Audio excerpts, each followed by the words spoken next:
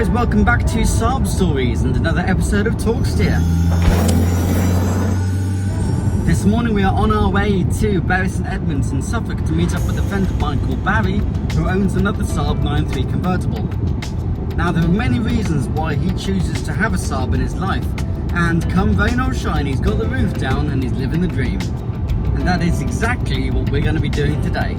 Also, here at Saab Stories we are proud to introduce that this is our very first solo Talksteer Talks To, where we dedicate an entire episode to one owner and really delve deep into why this guy loves Saab so much. Let's go.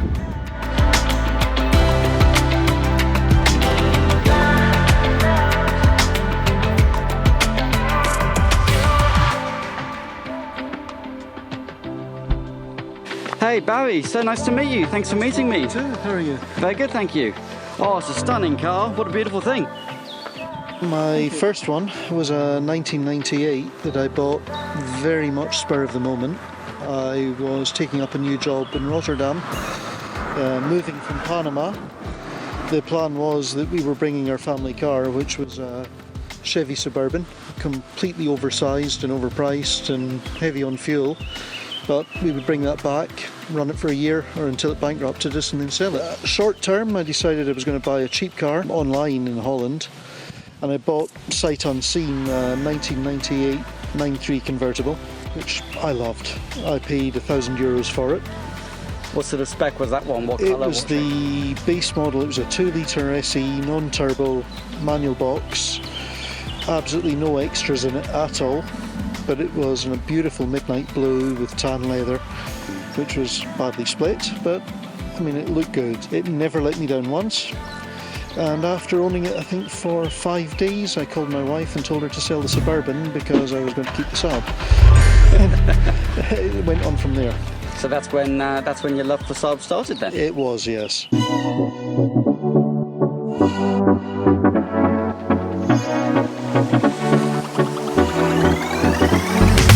So what made you eventually part with that one and upgrade to the next? Well, we came back to the UK. I brought the car with me, and the whole intention was to import it here and just continue using it. The problem was that because we'd been out of the UK for so long, I had no claims bonus anymore, and the car was a left-hand drive convertible.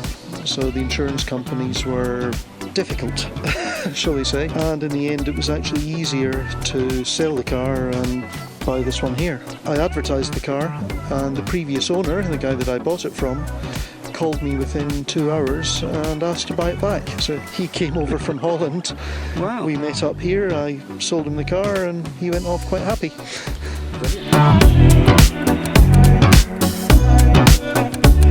How would you say this new one compares?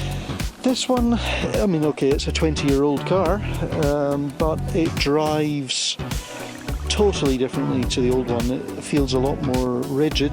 There's still some scuttle shake, but not anywhere near as bad. It certainly doesn't feel quite as wobbly on the road. It's a lot better protected for wind noise. It feels like a much more modern car. This one sat for 5 years without turning a wheel.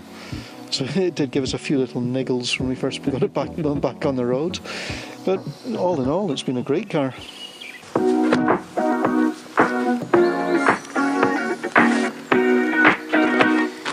This is a Vector 1.8 turbo, or the 2-litre low-pressure turbo. That's interesting. I've noticed that mine's the 1.8 turbo. It'll be the same one, yeah. The Vector, and yet you've got the headlight washers. I don't have that on my car.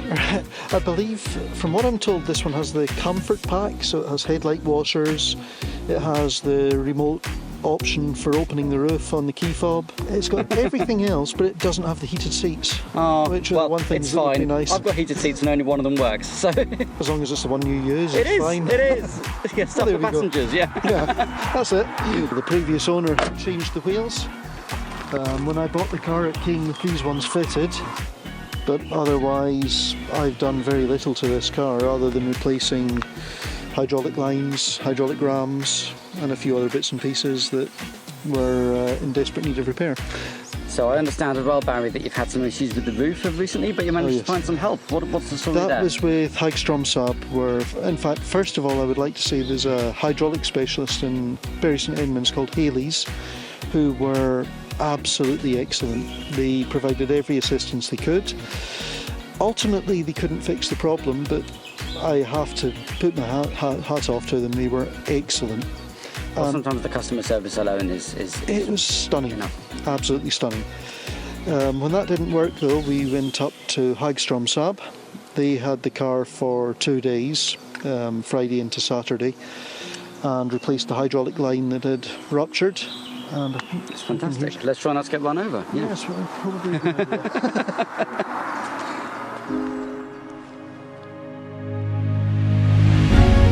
I've worked at sea for 25 years as a surveyor. Saab Technologies and Saab CI build our remotely operated vehicles, which excellent pieces of kit we can use for remote tooling. We can do a lot of remote work subsea with them. Now most of the work is going into renewables and into survey, and again Saab CI systems, we mount echo sounders, scanners, sonars, cameras, and this is what the core of our business is, using these pieces of equipment. Amazing. It's not the Saab of yesteryear, but that's what they're doing now. Fascinating. It is, yes. Yeah, they're very impressive pieces of kit. Their latest one is an autonomous unmanned vehicle, which looks like a torpedo. But you drive down to the beach, you set this thing off, it'll go away for up to 5 days, 6 days, travel out at low speed to save battery and power, get to its site, go on to full power, run its survey, and then come back to the beach. So the downside is they've taken all the fun out of my job, because I don't get to go out and play with boats anymore. Oh yeah, because you can do it remotely now. Oh, yes. Shame. Takes all the fun out of it. Saab convertibles hail from Sweden, whose northernmost reaches lie within the Arctic Circle. Which is why Saabs are rugged, sure-footed on all surfaces, and provide a large weatherproof sanctuary with a driver's side airbag and anti-lock brakes. Which makes Saab one convertible that won't be under the weather, no matter what weather it's on. So before you owned a Saab, were you aware of them before you came over to the UK? Yeah, I always loved the old 900 convertible. To be honest, I would take one in a heartbeat now if I could actually afford one. But that's not to be. It's for the time being, at least. Maybe in the future. Do you ever go to any of the car meets and events? I do, yes. The East Anglian Saab meet is the first Thursday of every month in the Bullpack. Actually, not too far from here. And yeah, that's a great group. Very, very sociable and great help. That's brilliant. Well, they were the first one I went to after I got my car, and you actually put me onto them, so thank you. You're welcome. In fact, I have to say thank you to you for helping me along the way. Okay. Because I think I started chatting to you actually before I bought the car. You did, yes. And it's nice to have a friend on the inside guide me around the pitfalls and stuff like that. You are very welcome. I do love that even though you've run into these problems with the car, that you committed to maintaining it, fixing it, keeping the car on the road. It's marvellous. I love this car. I mean, to be honest, can't see me driving anything but Saab now. Brilliant. They are wonderful cars, and there's so much support from social groups, from specialists. Hagstrom Saab are superb. They can generally fix anything, source everything. Ron Saab Leeds on Facebook has provided parts for this car at next day delivery. Absolutely first class service. He's kept this one going for me. Yeah, well, he's one of these guys that buys up the things that are due for the scrapyard and helps others to keep theirs on the road. It's marvellous. It is, yes. Yeah, good service.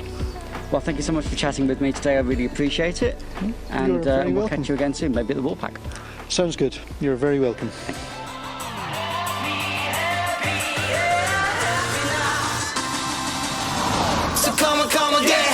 Thanks for tuning in to another episode of Talk Steer, and in this instance, the first episode of Talk Steer Talks To. I hope you've enjoyed the show and, like me, enjoyed hearing Barry's story of his ownership with his Saabs, and I'm sure you all agree his current Saab is a beauty. We'll look forward to seeing you again at the next episode of Talk Steer, or indeed, Talk Steer Talks To. Catch you soon.